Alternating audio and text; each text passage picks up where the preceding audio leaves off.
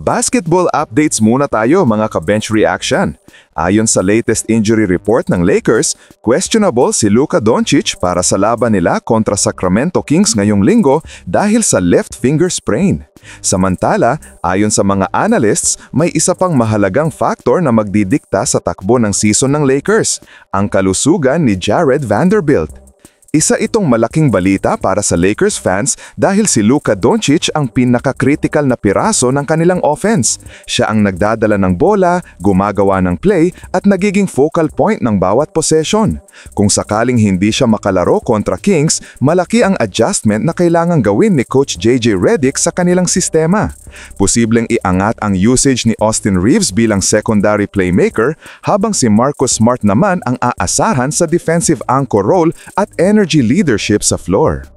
Pero ang mas pinag-uusapan ng mga analysts ngayon ay hindi lang tungkol kay Luka, kundi kung gaano kahalaga ang magiging papel ni Jared Vanderbilt ngayong season.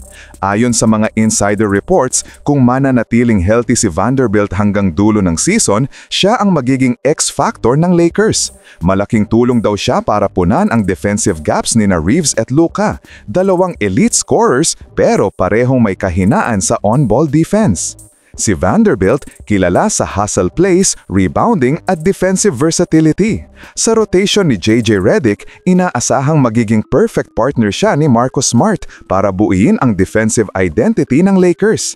Kapag parehong nasa court sina Smart at Vanderbilt, mas aggressive at mas connected ang depensa ng team.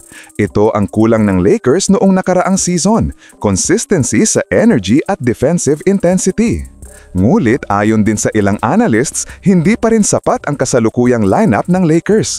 Kailangan pa rin daw ng dagdag na piraso, lalo na sa bench depth. Kapag na-injure muli si Vanderbilt o magkulang si Smart, babalik na naman sa dating problema ang Lakers, inconsistency sa rotations at lack of defensive backup.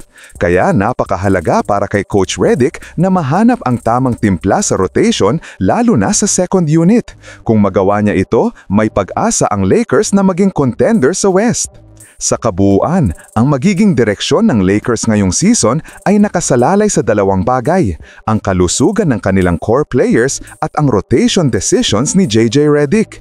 Kung mapapanatiling healthy si Luka Doncic at Jared Vanderbilt at kung makakahanap si Redick ng tamang balance ng offense at defense, malaki ang tsansa ng Lakers na makapasok sa playoffs bilang top seed. Mulit kung babalik ang injury bug, baka muli silang mapunta sa delikadong sitwasyon. I-comment nyo na lang po sa ibaba ang inyong opinyon at huwag kalimutang mag-subscribe sa aking channel. Maraming salamat po!